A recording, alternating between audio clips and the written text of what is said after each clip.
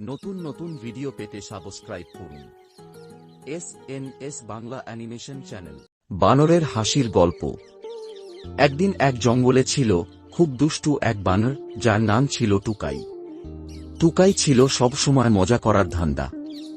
সে শুধু নিজের জন্য নয়, জঙ্গলের অন্যান্য প্রাণীদের সঙ্গে দুষ্টুমি করে সবাইকে হাসাত। নারকেলের কাণ্ড। একদিন টুকাই একটি নারকেল গাছের ওপরে উঠে গেল। গাছটি খুব উঁচু ছিল আর নিচে দাঁড়িয়েছিল এক ভীতু খরগোশ। টুকাই নারকেল নিয়ে চিৎকার করে বলল, খরগোশ ভাই, যদি তুমি আমাকে বলতে পারে কেন আকাশ নীল, তাহলে আমি তোমাকে নারকেল দেব। খরগোশ তো ভয় পেয়ে বলল, আকাশ নীল কেন সেটা তো আমি জানি না। তখন টুকাই হেসে বলল, তুমি জানো না? আচ্ছা শোনো, কারণ আমার কাছে আকাশ রং করার ব্রাশ নেই।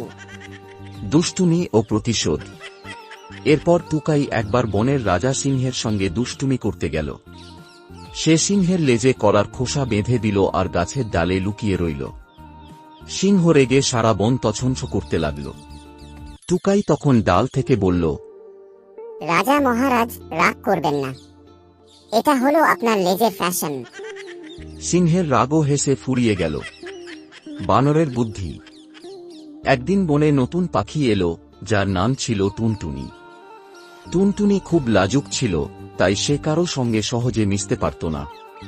টুকাই তার দুষ্টুমি বন্ধ করে টুনটুনিকে বলল, তুমি কেন লাজুক? এসো মজা করি। টুকাই গাছে ঝুলে টুনটুনির জন্য গান গাইল। তার গান শুনে সবাই হাসতে হাসতে লুটিয়ে পড়ল। টুনটুনি তখন বুঝল, মজা করতে পারলে জীবন অনেক সুন্দর। গল্পের শিক্ষা। হাসি আর আনন্দের মাধ্যমে সম্পর্ক আরো সুন্দর হয়। দুষ্টুমি মজার হলেও তা যেন কখনো কারো ক্ষতি না হয়।